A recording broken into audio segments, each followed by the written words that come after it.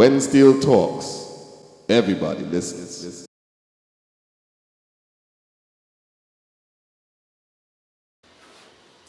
This is When Steel Talks, and we're very pleased to be able to sit down and speak with Mustafa Alexander, one of the premier panists on the New York pan scene. Thanks for having me. It's been overdue.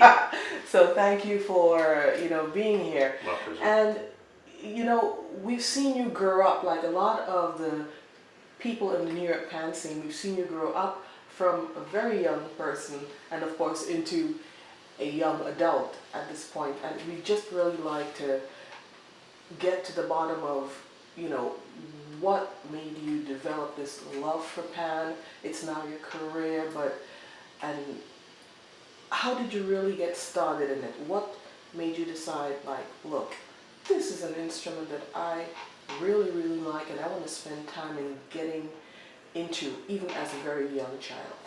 Well, my father, he always wanted to play since he was a kid, but growing up back in those days, it was looked at as sort of a bad thing, a criminal thing, element back to in it. the day. Yeah.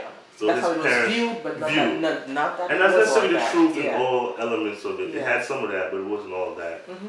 But his parents didn't want him to play, so I guess from young he always wanted to play and got us sort of into it. Me, my sister, my twin sisters. Mm-hmm. So your twin sister? Yeah, so around 1999, that's around when like Pantonic first started. Mm-hmm. He used to bring us around, and then I remember seeing either with Shaka or Nikki playing, and just the sound and seeing them like so into the instrument, I just kind of got caught up with that. Excellent. How old were you at that time? I was 9. Okay. Yeah, I was in 4th grade. And your twin sisters? They're 5 years older than me, so they were 14. Were they interested in pan like you were? They liked it at first, but they kind of just, They kind of just fell by the wayside. Yeah. Okay, so have they also played it that year?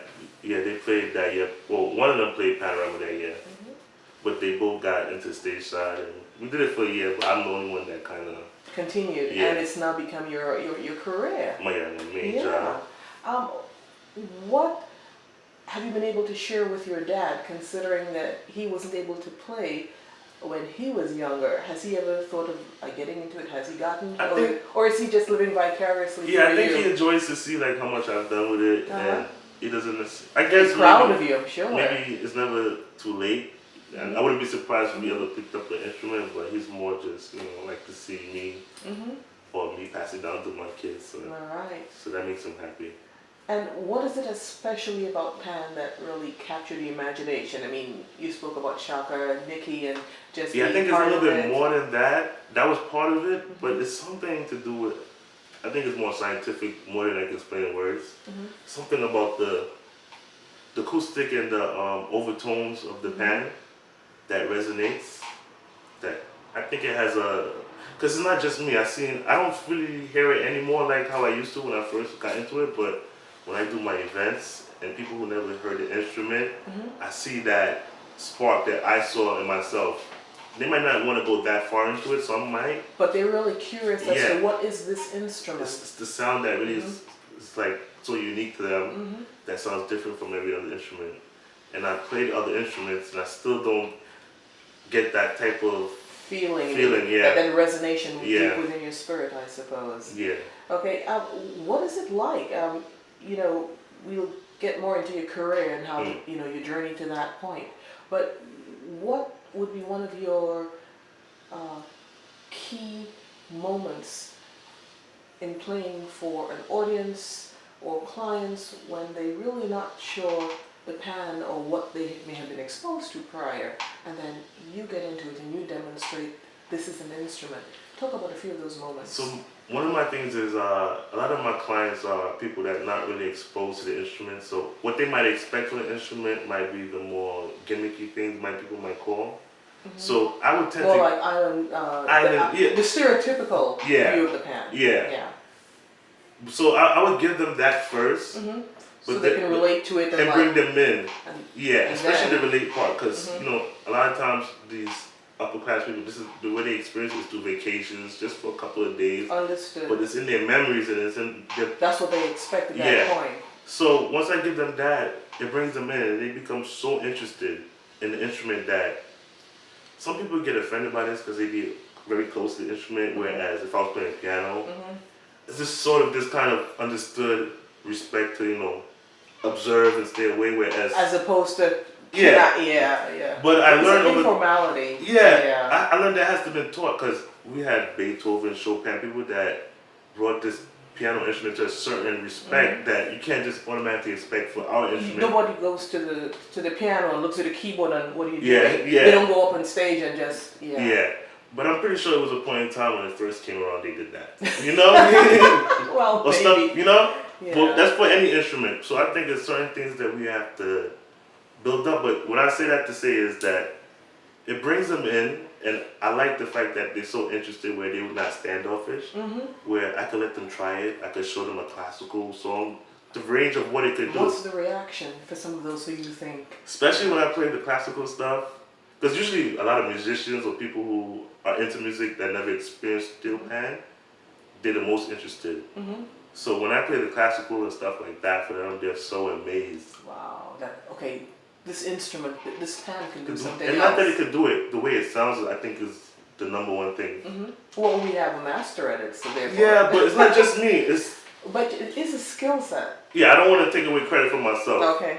But I could be playing a not so good pan. Might not have the same effect, no matter how much skill I got. So So the therefore tune you is still, very the instrument, again, Yeah. you don't want to hear no off-key piano Yeah, either, or yeah. guitar that's out of tune. So your Yeah. instrument, yeah. But even an in-tune pan, it's not the same as a guppy in-tune pan. You know what I mean? Yeah. So I have a guppy, and that I think a lot of times that does the work for me. Just that sound and that clarity, it just brings them in. So it's been a great experience, you know, exposing the instrument to different people and stuff like that. So give us a synopsis along the same lines of what your musical journey has been so far. Well, one of the best things, like I said, I started playing in 1999, was the first year Bradley arranged with Pentatonics. So I came into like how to say.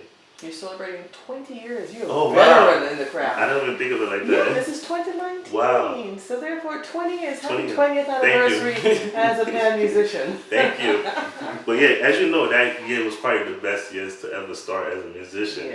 Like being exposed to Bradley, the great Clyde Bradley, and that was the first year Pentatonics won. My first year playing. Oh, so that was a great So it's like, experience. you know, a great. And your sisters were with you at that Yeah, point? Okay. yeah. So being exposed to it in that way and thrown into that way and having success, it just makes it even more better. So going through those years, being exposed to Bradley he trained us every year as he gave a new arrangement. So along with that, my skills grew, my musicality grew, and just, you know, I was exposed to great music. So I would say my taste grew. You had a respect for music overall. And a good example, I used to just watch and see what he did, you know, just While he was observe arranging him. and whatnot. Yeah. And he seemed to just have joy. He's not like really so much for the fame and the hoopla. Yeah. You He seem was, to he was just enjoy- music. He enjoyed it, and he also enjoyed how people responded. Not the audience always, but the players. The kids, He yeah. He gave likes, an air to his players, and when they responded, it just filled him. yeah, we had something special going because even when I used to listen to Desperados, our music might not have been on that level of skill-wise, but he was pushing new creativity through us, I think. Like experiment with new ideas that he probably wouldn't try to do in Trinidad because he's more trying to win. Well, not only that, it's like New York, the musicality. Yeah. It's a bit. I will not use the word relaxed, but there's an exposure and an acknowledgement and an incorporation of funk, of soul, R&B, of rock, of whatever that you would find.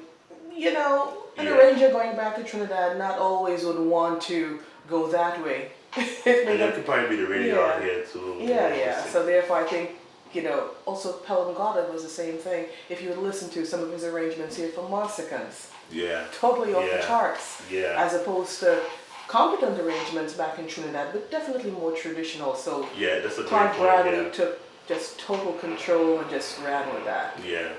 So from going through that, and I also saw the other sides of it too. Like, he wasn't the richest of men. He was respected, but I saw it wasn't the easiest of lives. So I always had that in my mind that, yeah, being a ranger, I have to figure out some way to make money, but I didn't really know it at that time. So as years go by, I did a gig for a lady named Susan. Wilfred Jr. Keel? Yeah, Junior. So he had called me for a gig, and it was me, King, and Junior, and we made a lot of money that day. Just to say that, cut the show short. But that was my first time ever like making someone. Yeah. And you were like, maybe I could do what I love and earn a living. Yeah, that's one of the first points where I kind of got that realization, because I've always been told that we do this for the love. It ain't really no money in this, and that's definitely not the case where you're concerned. This is your livelihood. So that was going against what I've been taught. And we used to do gigs. They still bring us out to MIT. I used to overhear like how much little, it wasn't every week we was doing those kind of gigs, but that little gig will let me know that it's out there. Yeah. And then when I do these gigs, and you see the reaction from the people, it just lets you know that it's not just me. It's like something that you can't really control, that people are just affected by the instrument, and it goes beyond color, race, everything. Yeah. So I just like, all right, this instrument could be a money maker because it creates its own demand. No matter what the demand is, you head out on a gig, you can create your own demand. Yes. So those little things, and then I did a gig in Texas. This is over years. I'm skipping like a couple of years periodically. Okay. Yeah. I did a gig in Texas, and Freddie Harris. The third was on the gig. And I knew of him, but I didn't know him personally. Yeah. So we both happened to be on this gig, and we didn't know that we were both going to be on this gig. So he taught me so much, so much. Like, that was one of my business lessons classes from him. He taught me so much about, calling the right price. Don't be afraid to ask for your price. He let me know how much he got for that gig, to the he next set time. you on a good path. Yeah, and even just... He shared the image of the business with you, which is critical. And without even me asking, just like, just... That is Freddie. Yeah.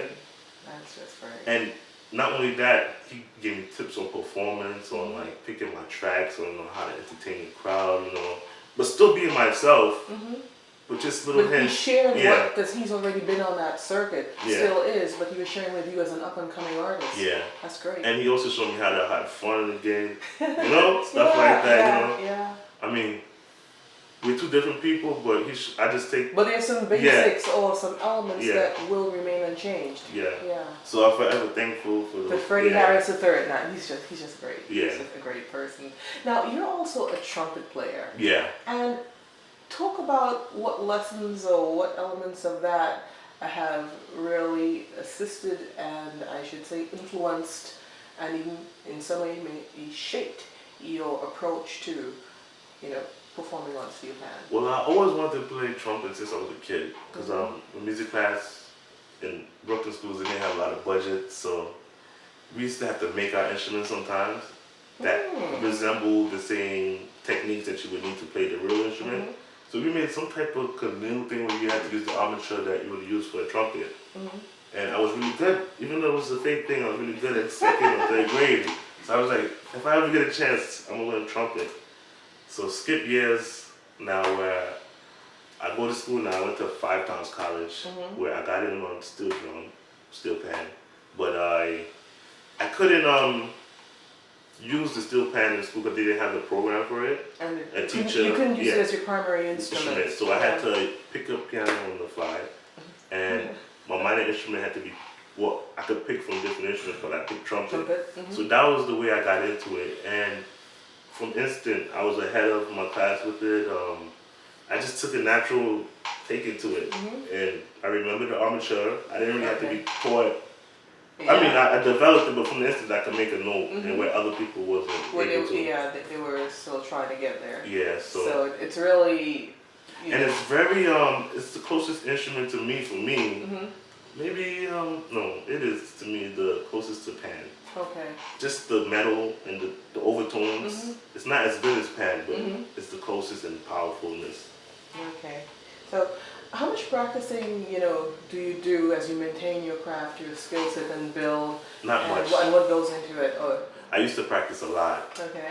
but since I've been working, You- I'm more you're practicing on my gigs, if Well- that makes sense. But from like, I remember around where I really wanted to be a musician, around when I started going to Trinidad, like around 2004, that's when I really started to practice so much. I'm trying to get back to that, but it's hard when you're trying to live life and you have family and But you are also practicing while you're playing. I know, but you are engaged in that. Yeah. It's not to say like you put it down, you go do something else. You are practicing, you are playing. But I feel like more practice in my head, but my physical skills, it's like I need to play panorama. That has a big effect. I haven't been playing panorama. We're going to get into the panorama part of it, yeah. Okay. Yeah. You've made a living, as you said, and you're continuing to do so as a performing musician. Yeah. And, you had some assistance or some eye-opening help from Freddie Harris III. Yeah. How has that journey been for you right now as you're progressing throughout, as you're moving into performances and, this is now your bread and butter. You have a family to support. Yeah. And now, so this is serious. How was that journey? I mean, it was rough at first because even those times, I knew that I could make this into a career. I just wasn't sure of all the stuff I needed to cross off to get the business flowing. So I would get a gig here, I would get a gig here, but never enough to say, well, I could live off of this. So this is your primary instrument. Yeah. So it took some time to get that going. And then I had a certain experience that kind of threw me into it where I could no longer rely on that as a source of income. So I had to figure out something quick because, rent coming, Yeah. and Life happening. and I was like, you know what? I'm gonna go full force with this, and then Because you have your own company now. Yeah. What's the name of it? So it's called Steel Drum Vibes, Okay. and I went with the steel drum because I figured it had a more commercial. The people who don't know about steel pan, A lot of would people often call know it it's the steel steel drum. drum. So Yeah. that was more I understand. of a marketing. It was a business marketing Yeah. decision. And when you do analytics and stuff like that, you see that it had a higher search result than steel pan. Yes. So I was like, I'm gonna go with that and have steel pan as the back. Good business decision. But yeah, so when I started the business, it was like 2 or 3 days after me starting the business, I ended up on the Anderson Cooper show. So I went from a bad situation into being driven from a limo to the show because somebody wedding had a disaster because of Hurricane Irene, one of those hurricanes, and the steel drummer didn't want to, steel panist didn't want to redo the event, which is no fault to him, but I guess. But it worked out for you. Yeah, it worked out for me. So they called me to try to, Take your place. yeah, and they paid me for that. So it was a great experience, was great excellent. exposure. And whenever I book events, it's usually like they say they saw me on that or they saw that video and they wanted to go with me. So what has been the greatest challenge for you thus far on your path? Anything that comes to mind? To scale, as I got more events, I started to realize I couldn't be in so much places at one time. And for my business, as I realized the one-man type of thing, it seems to be the more lucrative option because instead of 3 people in one space, you can have them in different places. So I started to have more gigs than I can handle. And I was like, I always wanted to add people on, but with the community, from my experiences, even myself, how I used to be on doing gigs, I didn't want to mess up my name at the time, so I was slow at just picking out certain people. Oh, you have to be careful because you have a reputation. Yeah, and everything. Professionalism Yeah. is what counts. And mostly when I get my events, it's because of my reputation most of the time. Yes, indeed. Yeah. That's primary, it's Yeah. fundamental. So I started to slowly branch off, work with Kareem, work with Earl Brooks Jr., Travis, Shalani Roberts, slowly just branch off and I tell them, you don't work for me, I don't work for you. We work together. It's just a team. So they're part of Steel Drum Vibes? No, they're their own brand. So when they go Okay. to their events, they don't have to promote my business. It just, I take out a little percentage, whatever they're comfortable Understood, with, yeah. and we work it that way. And they can do the same for me if they Mhm. have an event where they can't make it to, or Excellent. they book. Yeah, So it's just yeah. like, you know, Mhm. spreading the work. And, you know, I don't really like to be no boss of nobody, so I just try to keep it like that, you know. So, what do you think? Why do you think you've been so successful? I mean, we know the talent, your love for the art form, but your professionalism. Um, Because I a think lot, it's a sometimes- lot of people have not been. They've tried to do this, and it's not worked. But you know, so I suppose the question really should be, why do you think you've been successful on the path of making music on Pan as a performing artist, where so many others have not? I think the short answer is because it's a little bit of luck, timing, and maybe I'm not as good as some of my peers. When I say that is, I feel like I had to work a little bit harder. Like, certain opportunities didn't come my way would probably distract me, so I only had this to focus on. Okay. So maybe that too, but really just timing, a little Okay. bit of luck. All right, understood. I don't think, and maybe drive too. Maybe some people didn't see the vision like how I see it, that you could. This Sometimes could work, and Yeah. and this is something that you can see yourself doing. sometimes that held me back for a while from going full force with it. Even though I had those little insights, it took me a while before I said, you know what, I'm going full This is force. one, yeah. You know. So, what advice would you give to some young people who'd like to do this and make it as successful as you have? For me, if they were like, I just put you in my shoes.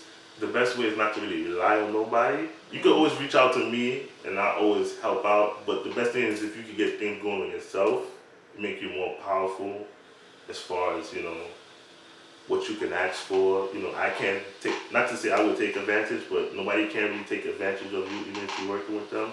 So for me, it was Google. Like any question you have, that's what I started with. When I said I'm gonna go full force, I typed in how to make money off a steelband. Just literally typed that. That led me to different websites like Gig Salad, Masses, that has sort of a blueprint of how to get money for startups, And how to market yourself. and how to market yourself and help advice you market yourself. And how to charge for gigs, etc. Yeah, because a lot of times we come from a community where we don't really book events, so we're not coming from that kind of. If we book an event and we have somebody show up to DJ or do something, it's somebody you know. It's not done through that formal way, so we don't have a lot of the knowledge of how things are That done. networking, that formal Yeah. networking, and so you definitely got into that. Yeah, Okay. through that way. Do you miss your panorama playing days? Because you spoke about that earlier on. But Uh, there were times you would play, like one year you played in four bands. four, maybe it wa- three. I think it was three. It was four one year. Maybe, I don't remember. It was four.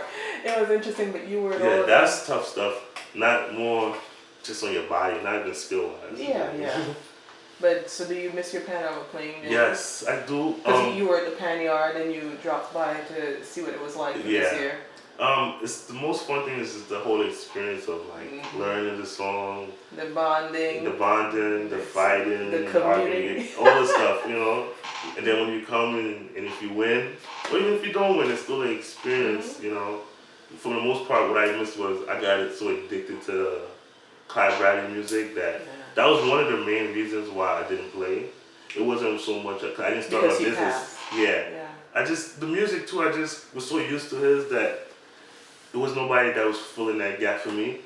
So I was just not, it wasn't hard for me not to play. But through not playing, I started to see certain things from a different perspective that I wasn't able to see before, just from being blinded with all the hoopla. So, what are your visions for, say, Pan in New York, Pan in the U.S. in general, in the world? Do you have any thoughts on that? Just to say that it's a lot of money and opportunities out there for Pan, especially right now, that I feel like it's not a time to fight, just more focus on what we could do as a team. So what would be your recommendations for taking Pan to a higher level? And I know that's a a broad Yeah, but question, but no. One thing is bands gigging for me, because that's one thing I can really help with, and I know that that's the number one way that a band can make money. It's not so much from competitions or stuff like that, or even putting on their own shows. That's lucrative too, but just simply gigging and just having that system where your band is working every weekend. It's not impossible. It's very possible for what I see out there. There's a lot of people that want it that can't get it. So, and aside from the people that want it, there's a lot of people who don't know they want it. That if they see it, they're gonna want it.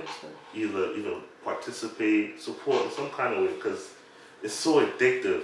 You can tell by the paranormal community. so if we wanted to look at supporting and making it a better place for steel orchestras in general, any thoughts on that, especially since things are so challenging these days? One of the things is we gotta take advantage of the gentrification in New York How so? by being more inclusive. Because this has changed over the years slowly. The band's been more inclusive with like letting people from not necessarily the Caribbean, just being more. Yeah, well, yeah, we Yeah. do have a lot of people coming in from out of But- state and people who live within the community who weren't here before. And so now I think that's essentially it. Just an open But door we also have this situation. mentality that this is a weak thing. If somebody come in, Oh, they're gonna that's take it long over. gone. I mean, just check out the pan yards. You're welcome. No, but what I mean is, it's still ingrained in us in the sense that if somebody comes up, they're not gonna be like, go away. But we're not thinking, let's go reach out to them and get them, bring them in. Don't wait for them just to come. Come in, yeah. Because when you have more of these different type of people from all different backgrounds and professions, it adds power to your band. And then we don't really tap into these resources. Interesting. And another thing I want to add is the school. Like school is a good way to bring in new players and players from outside the normal. Like what Cassim does. Yeah, but if more people were doing it, I feel like it could be very lucrative too, because schools are tired of the old traditional orchestra. It's expensive. I think from my experience, it's more expensive to have a traditional orchestra than a steel drum band. If you had especially, it's a good way for the bands to store their instruments during the winter time. Well, in store it will be in use. In use because, and making money. Pantonic used to do that with their instruments as well. Yeah, So therefore, I think maybe some other bands too. And also the players, those who are themselves educators who are very good at what they do, they can also teach the program in the schools. Exactly. So it's really a good way to spread out. Yeah, so there's many things like that I'm pretty sure a lot of people have different ideas too that would help But tremendously. those are pretty good ones that are, some of them are already implemented, so it's a good way to keep going. If there's something that you can change today in Pan in general, what would that be? This seems like this is just a pet peeve though, the banging on the pan. I really don't like that. Hey, I'm sure the instrument wouldn't like it that much either. I don't know if it would stop though. Yeah. That really bothers me, because I don't get it. From a sonic point. Yeah. Sonic, it just And doesn't make any sense. Spiritually, it doesn't work for you. Yeah. Okay. What do you know now that you wish you had known years ago?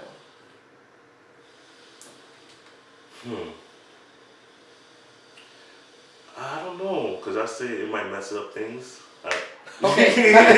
Okay. So, okay.